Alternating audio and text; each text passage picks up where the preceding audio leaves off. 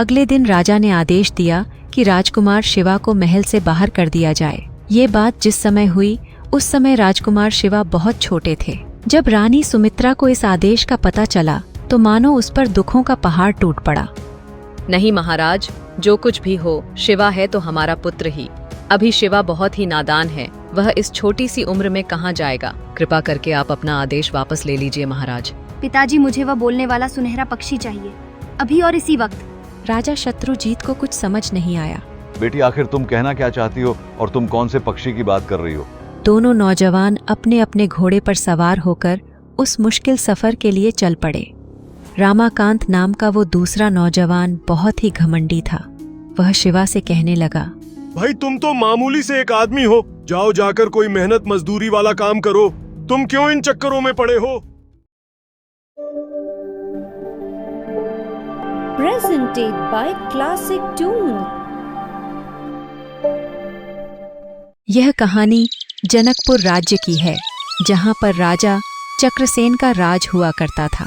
राजा चक्रसेन एक बहुत ही दयालु और न्यायप्रिय राजा था। उसके राज्य में सारी प्रजा बहुत ही खुश और सुखी थी। राजा चक्रसेन की 2 रानियां थीं, रानी काव्य और रानी सुमित्रा। राजा का पहला विवाह रानी सुमित्रा से हुआ था और उसके 2 वर्ष के पश्चात राजा का दूसरा विवाह रानी काव्य के साथ हुआ।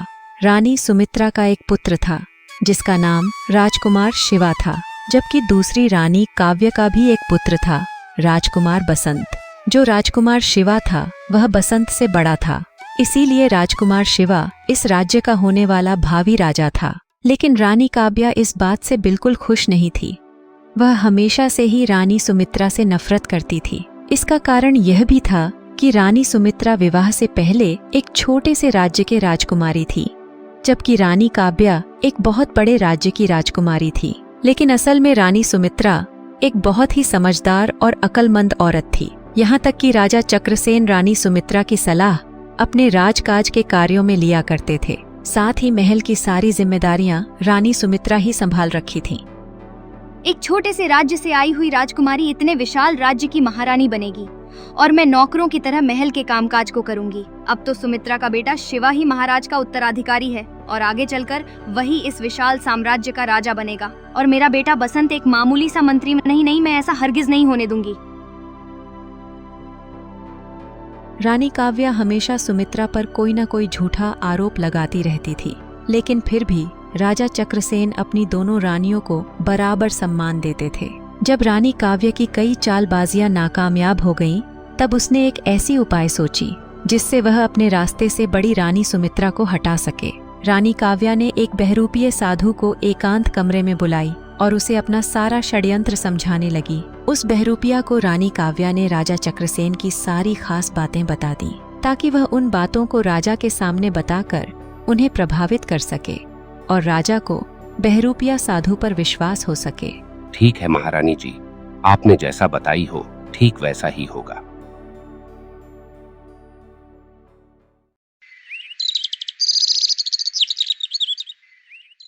अगले दिन वह बहरूपिया साधु के भेष में राजा के दरबार में जा पहुंचा और राजा से उसकी सारी खास बातें बताने लगा, जिससे राजा को उस बहरूपिया साधु पर एकदम से विश्वास हो गया। अरे वाह महात्मा जी, आप तो सचमुच एक सिद्ध पुरुष हो। हाँ राजन, और अब मैं जो बात आपके सामने बताने जा रहा हूँ, शायद वो बात आपको बहुत अजीब लगे और ये भी हो सकता है कि वो बात आपको बिल्कुल पसंद ना आए। नहीं महात्मा जी, जो भी बात हो आप हमसे बिना किसी भय के कहिए। राजा के द्वारा नकली साधु को भरोसा मिलने पर वह कहने लगा, महाराज, आपके बड़े पुत्र राजकुमार शिवा वो भविष्य में एक अच्छे राजा साबित नहीं होंगे। वो आपका अच्छे से ख्याल नहीं रखेंगे। इतना बात बोलकर नकली साधु रुक जाता है। आप रुक क्यों गए महात्मा जी? कहिए आगे आप क्या कहना चाहते हैं। महाराज, राजकुमार शिवा बड़े होने के बाद आपको जान से मार डालेंगे। महात्मा जी, आपने जो बात कही है, क्या यह बात 100% सत्य है? कहीं ऐसा तो नहीं कि आपसे कोई भूल हो रही हो? नहीं महाराज, मुझसे कोई भूल नहीं हो रही है। महाराज, मेरी सलाह तो ये है कि आप अगर अपना जीवन चाहते हैं तो आपको राजकुमार शिवा को इस महल से बाहर निकाल देना चाहिए। अपनी जान बचाने का आपके पास केवल यही एक रास्ता है। यह सब बातें कहकर नकली साधु वहां से चला गया। ये सब बातें सुनने के बाद राजा बहुत दुखी हुआ। भविष्य में मेरा चहेता बेटा मेरा प्राण ले लेगा। नहीं नहीं, मैं शिवा को महल से बाहर कर दूंगा। राजा को रात भर इसी बात की चिंता के चलते नींद नहीं आई।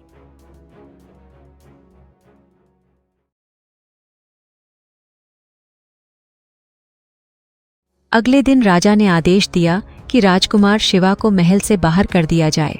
ये बात जिस समय हुई उस समय राजकुमार शिवा बहुत छोटे थे। जब रानी सुमित्रा को इस आदेश का पता चला तो मानो उस पर दुखों का पहाड़ टूट पड़ा। नहीं महाराज, जो कुछ भी हो, शिवा है तो हमारा पुत्र ही। अभी शिवा बहुत ही नादान है, वह इस छोटी सी उम्र में कहाँ जाएगा। कृपा करके आप अपना आदेश वापस ले लीजिए महाराज। रानी सुमित्रा की इन बातों का राजा चक्रसेन पर कोई असर नहीं पड़ा। जब रानी सुमित्रा ने देखी कि महाराज अपने फैसले पर अटल है तो वह कहने लगी, ठीक है महाराज, अगर आप मेरे पुत्र को महल से निकालना ही चाहते हैं तो मेरा भी फैसला सुन लीजिए। मैं अपने पुत्र को कहीं पर भी अकेला नहीं जाने दूंगी, इसीलिए मैं भी अपने पुत्र के साथ इस राज्य को छोड़कर चली जाऊंगी। ठीक है महारानी जी, जब आपकी इच्छा भी साथ साथ जाने की है तो आप जा सकती हैं, लेकिन मैं अपना फैसला नहीं बदलने वाला।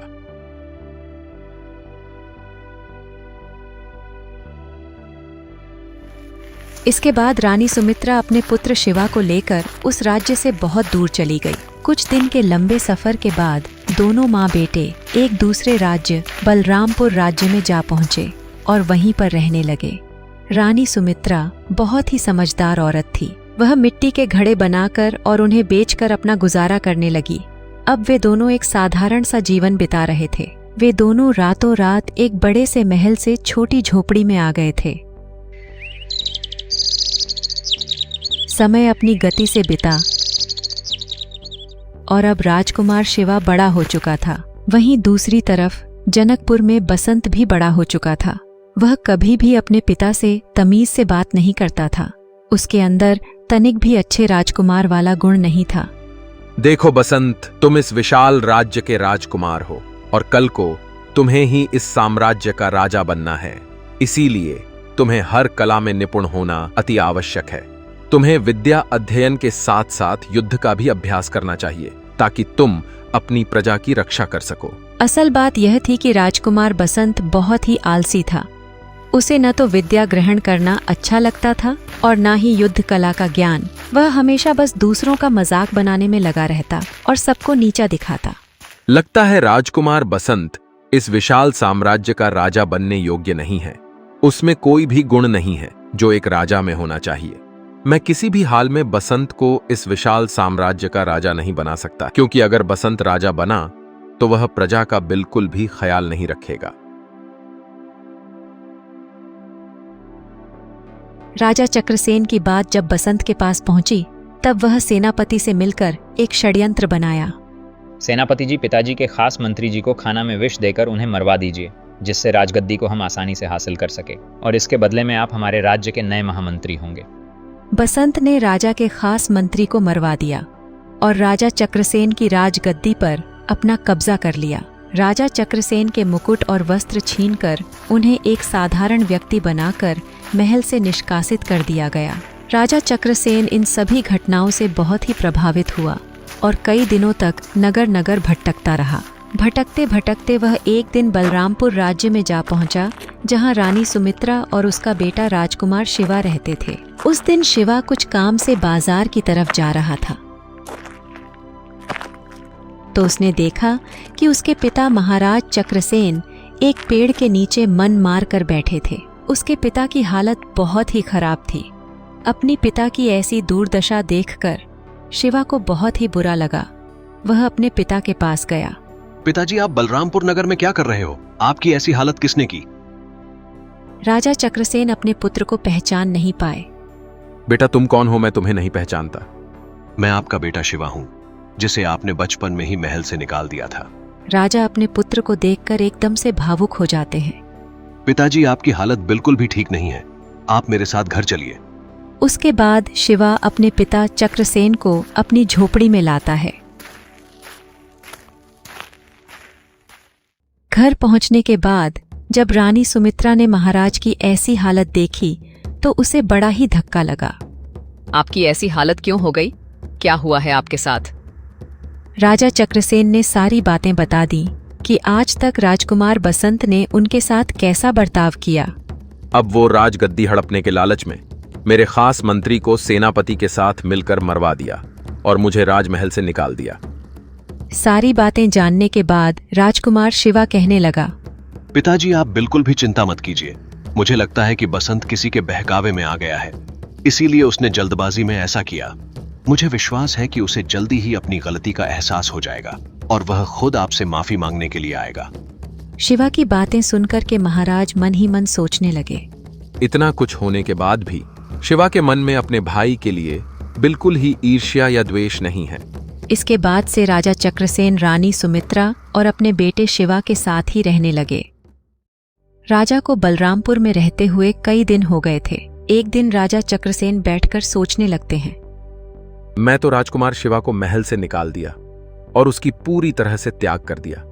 मेरी वजह से ही रानी सुमित्रा और बेटे शिवा को यहां इतनी दूर एक अनजान जगह में अकेले जीवन बिताना पड़ रहा है और मेरे ही कारण उन्हें रातों रात महल से एक झोपड़ी में आना पड़ा।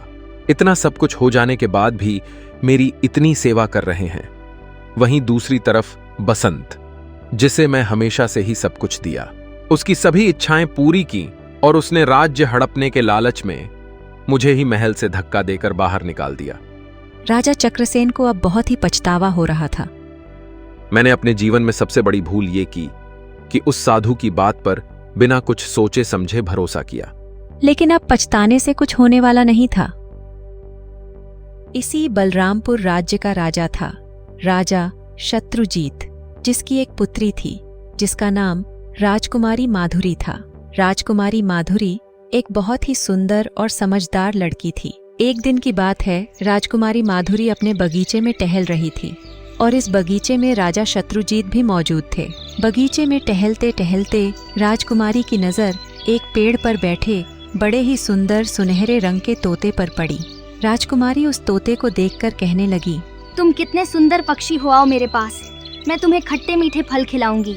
इतना सुनकर तोता कहने लगा, मेरा दिल तो चाहता है कि मैं तुम जैसी नेक दिल और सुंदर राजकुमारी के पास ही रहूं और खट्टे मीठे फल खाऊं, मगर मैं तो नगर नगर की सैर करने के लिए निकला हूं, इसीलिए अब मैं चलता हूं। इतना कहकर वह सुनहरा तोता वहां से उड़ गया। राजकुमारी माधुरी को हैरानी हुई क्योंकि वो सुनहरा पक्षी मनुष्यों की भाषा बोलता था। राजकुमारी अपने पिता के पास आई। पिताजी, मुझे वह बोलने वाला सुनहरा पक्षी चाहिए, अभी और इसी वक्त। राजा शत्रुजीत को कुछ समझ नहीं आया। बेटी, आखिर तुम कहना क्या चाहती हो और तुम कौन से पक्षी की बात कर रही हो?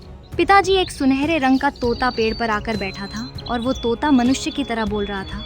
बेटी, मैंने अपने बड़े बुजुर्गों से सुना है कि यहाँ से सैकड़ों मील दूर लगभग 1 महीने का मुश्किल सफर तय करने के बाद रतनगिरी नाम का एक पर्वतीय इलाका है। उस इलाका में ऐसे बोलने वाले पक्षी पाए जाते हैं। मुझे लगता है वो पक्षी वहीं से आया होगा। हो सकता है कि वह कल फिर से आए। ठीक है पिताजी, जब ऐसी बात है तो कल वापस आकर इसी पक्षी के आने की प्रतीक्षा करूंगी।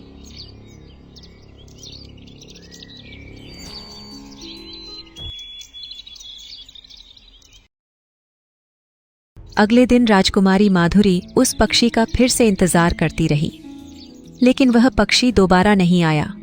इसी चिंता में राजकुमारी ने पूरे दिन कुछ नहीं खाया। जब रात हो गई तब वह बिल्कुल नाउम्मीद हो गई। लगता है वह सुनहरा पक्षी वापस लौटकर नहीं आएगा। राजकुमारी माधुरी अपनी माँ से जाकर कहने लगी, माँ, लगता है वह सुनहरा पक्षी वापस नहीं आएगा। माँ, मुझे वह सुनहरा पक्षी कैसे भी चाहिए। देखो पुत्री, हमारे यहाँ तो कई प्रकार के रंग बिरंगे पक्षी हैं, उस सुनहरे तोते से भी अच्छे हैं। राजकुमारी की माँ उसे कई तरीकों से बहलाने फुसलाने की कोशिश की, लेकिन बोलने वाले तोते का ख्याल राजकुमारी के मन से नहीं निकला। अपनी बेटी की उदासी देखकर महाराज भी अब परेशान हो चुके थे। जब 2-3 दिन इसी तरह बीत गए तब राज्य और रानी को चिंता हुई। महाराज, कहीं हमारी पुत्री बीमार ना पड़ जाए, क्योंकि उसने 2-3 दिनों से कुछ नहीं खाई है।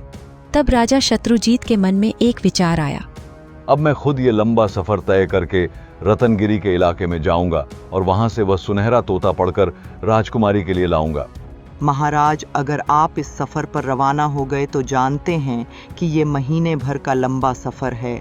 इतने दिनों तक राज्य का राजकाज कौन संभालेगा, और उस तोते को तलाश करने में न जाने कितने समय और लग जाए। मेरी मानिए तो आप राज्य में ये घोषणा करवा दीजिए कि जो भी व्यक्ति रतनगिरी के पर्वतीय इलाके से उस बोलने वाले सुनहरे तोते को लेकर आएगा, उसे 10,000 सोने की मोहरें इनाम में दी जाएगी। राजा शत्रुजीत को अपनी पत्नी की यह सुझाव सही लगा और उन्होंने मंत्री को आदेश दिया। मंत्री जी, पूरे नगर में यह घोषणा करवा दीजिए कि जो भी रतनगिरी इलाके में जाकर उस इंसानी भाषा बोलने वाले तोते को पकड़ कर लाएगा, उसे 10,000 सोने की मोहरें इनाम स्वरूप दिया जाएगा।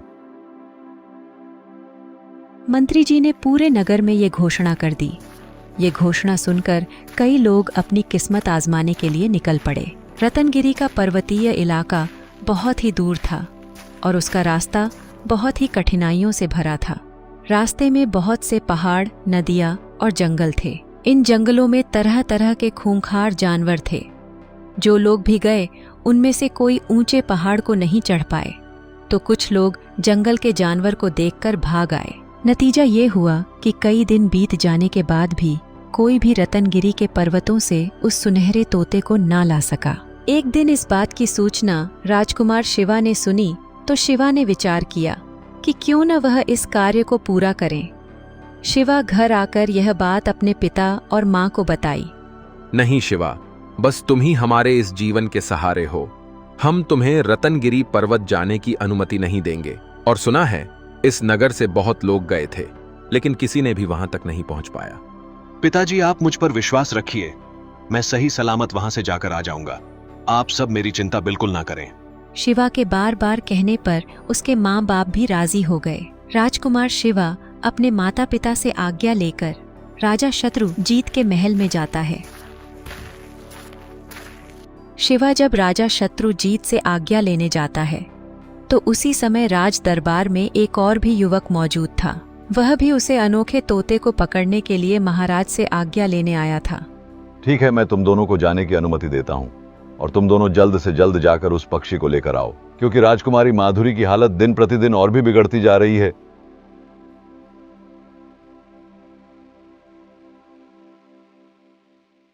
दोनों नौजवान अपने अपने घोड़े पर सवार होकर उस मुश्किल सफर के लिए चल पड़े।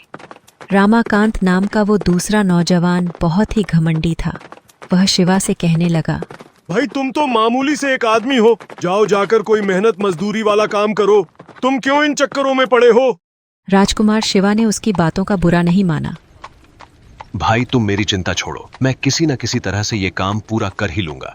मैं तो यहाँ पर सिर्फ इसलिए आया हूँ कि जल्द से जल्द राजकुमारी ठीक हो जाए। वे बातें करते करते बहुत दूर निकल चुके थे। वो जब जा रहे थे तो उन्हें एक बूढ़ा आदमी मिला जो उन्हें रुकने का इशारा कर रहा था। ये देखकर रामाकांत गुस्सा हो गया। वो क्रोध में आकर कहने लगा, अरे बूढ़ा आदमी, तुम कहाँ से आकर मेरे सामने खड़ा हो गया? चल हट जा मेरे सामने से, सारा मूड खराब कर दिया। ये कहकर वो एक तरफ से आगे निकल गया। ये सब देख राजकुमार शिवा घोड़े से नीचे उतरकर उस बूढ़े आदमी के पास आया। बूढ़े बाबा, आप उसकी बातों का तनिक भी बुरा मत मानना। लगता है कोई दुष्ट इंसान था। अगर मुझे पता होता कि वो ऐसा है तो मैं कभी भी उससे मदद नहीं मांगता। उसे छोड़िए बाबा, मुझे बताइए कि आपको क्या सहायता चाहिए। बेटा, मैं सुबह से घर जाने के लिए निकला हूँ। मैं बहन की घर से आ रहा हूँ। मेरा घर यहाँ से कुछ ही दूरी पर है। मैं चल चल के थक चुका हूँ। भूख की वजह से भी मेरा बुरा हाल हो गया है। मैं चाहता हूँ कि जल्दी घर पहुँच जाऊँ। तुम्हारे पास घोड़ा मौजूद है। तुम्हारी बहुत बड़ी कृपा होगी अगर तुम मुझे मेरे घर तक पहुँचा दो। इतना सुनने के बाद शिवा ने उस बूढ़े आदमी को अपने घोड़े पर बैठाया और खुद पैदल चलने लगा। शिवा उन्हें उनके घर तक लाया। उन्हें घर पहुंचते पहुंचते शाम हो चुकी थी। बेटा, तुम आज रात के लिए मेरे घर ही ठहर जाओ, क्योंकि रात को सफल करना ठीक नहीं रहेगा। राजकुमार शिवा भी रात भर रुकने के लिए राजी हो गया। उसके बाद वह बूढ़े आदमी ने कहा, कहो बेटा, तुम कौन हो और कहाँ जा रहे हो? राजकुमार शिवा ने सारी कहानी उस बूढ़े आदमी को सुना डाली। मैं बोलने वाले तोते की तलाश में रतनगिरी पर्वत की तरफ जा रहा हूँ, ताकि मैं उस पक्षी को लेकर राजकुमारी माधुरी को उनके हवाले कर दूं। मैं भी सुना है कि रतनगिरी पर्वत के इलाके में कुछ ऐसे सुनहरे रंग के तोते हैं जो मनुष्य की तरह बोलते हैं, मगर उन्हें वहीं पर जाकर तलाश किया जा सकता है। रतनगिरी पर्वत के तरफ जाने के 2 रास्ते हैं। एक रास्ते पर तो बहुत खतरा है और वो रास्ता बहुत ही मुश्किल है। दूसरा रास्ता बहुत ही आसान रास्ता है जिसे बहुत कम लोग ही जानते हैं। अगर घोड़ा तेज तराज हो तो कुछ ही घंटे में वहां पहुंचा जा सकता है और उस रास्ते पर कोई खतरा भी नहीं है। बूढ़े आदमी ने राजकुमार शिवा को वो दूसरा रास्ता अच्छे से समझा दिया। जब अगली सुबह राजकुमार शिवा अपने सफर के लिए रवाना हो रहा था, तब बूढ़े आदमी ने बहुत सारे अमरूद के फल लाए। बेटा, ये अमरूद तुम रतनगिरी पर्वत के पक्षियों को खिला देना। वो इसे बड़ी शौक से खाते हैं क्योंकि उस इलाके में ऐसा फल नहीं पाया जाता है। इसीलिए वो पक्षी यहाँ इसकी तलाश में इतनी दूर तक आ जाते हैं। तुम ये फल अपने पास रख लो। मुझे पूरा यकीन है कि इस फल की खुशबू उन पक्षियों को तुम्हारे पास खींच लाएगी और हो सकता है कि उसी में से कोई ऐसा पक्षी हो जो इंसानों की तरह बातें करता हो। राजकुमार शिवा अमरूद के फल लिया और बूढ़ेड़ बाबा को धन्यवाद देते हुए वहां से रवाना हो गया। राजकुमार शिवा उसी दूसरे रास्ते से जा रहा था जो रास्ता बूढ़े बाबा ने उसे बताया था। कुछ देर बाद जल्द ही वह रतनगिरी पर्वतीय इलाके में जा पहुंचा। राजकुमार शिवा उस बोलने वाले पक्षी की तलाश करने लगा। चलते चलते शिवा एक ऐसी जगह पर जा पहुंचा जहां बहुत से पक्षी पेड़ों पर बैठे हुए थे। वे सभी पक्षी चहचहा रहे थे, लेकिन उनमें कोई ऐसा पक्षी नहीं था जो इंसानी भाषा बोलता हो। राजकुमार शिवा उदास हुआ, लेकिन उसने हिम्मत नहीं हारी।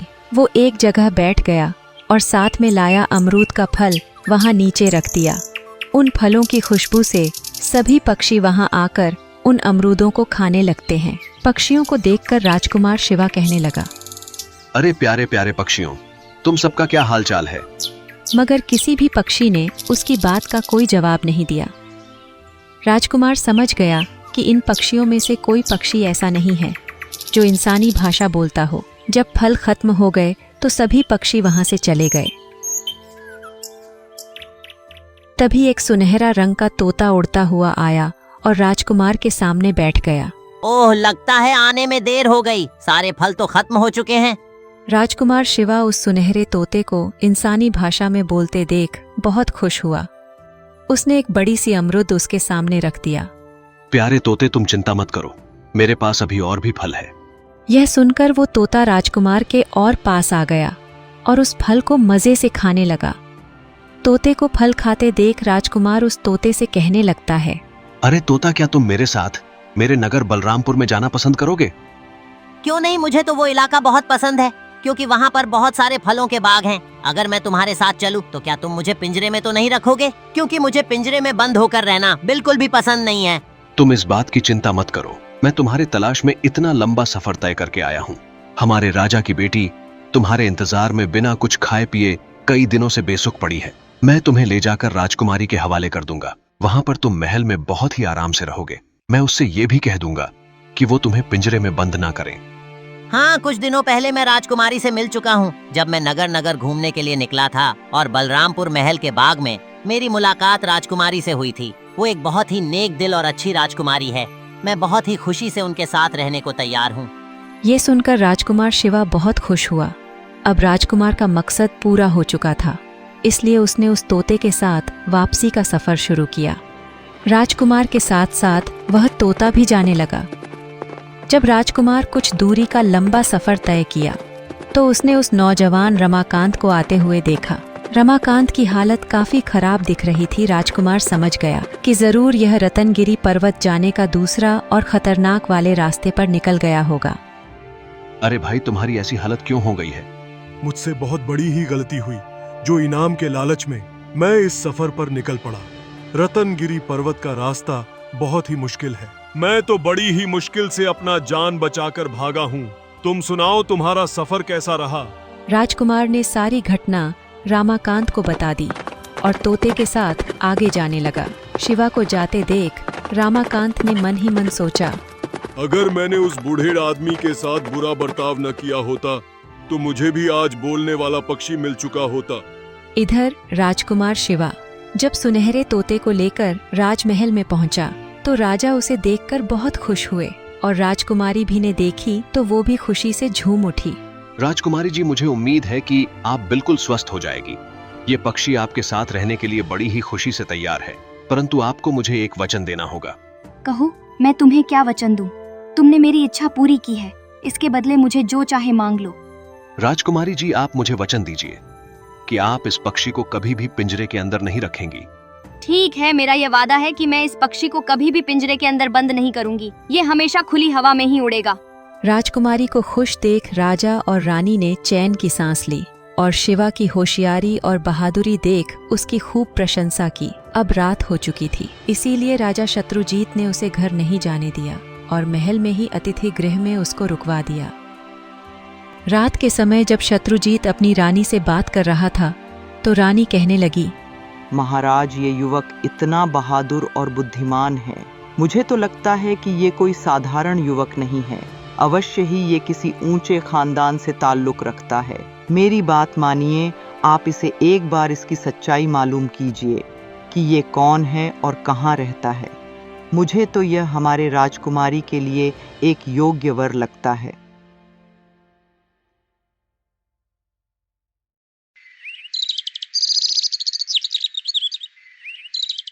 रानी के कहने पर राजा ने अगले दिन राजकुमार को अपने पास बुलाया। सुनो, सच सच बताओ कि तुम कौन हो और किस खानदान से तुम्हारा ताल्लुक है। शिवा ने राजा शत्रुजीत को सारी बात सच सच बता दी कि वो असल में जनकपुर राज्य का राजकुमार है और किस तरह से उसके पिता ने उसे महल से निकाल दिया। और उसके बाद मेरे भाई ने भी पिता के साथ धोखा करते हुए उन्हें महल से निकाल दिया और उसके बाद से पिताजी भी हमारे साथ ही इसी नगर में जीवन व्यतीत कर रहे हैं। सारी बात जानने के बाद राजा शत्रुजीत ने उससे कहा, राजकुमार, इसका मतलब यह हुआ कि हमारी पत्नी का अनुमान बिल्कुल सही निकला।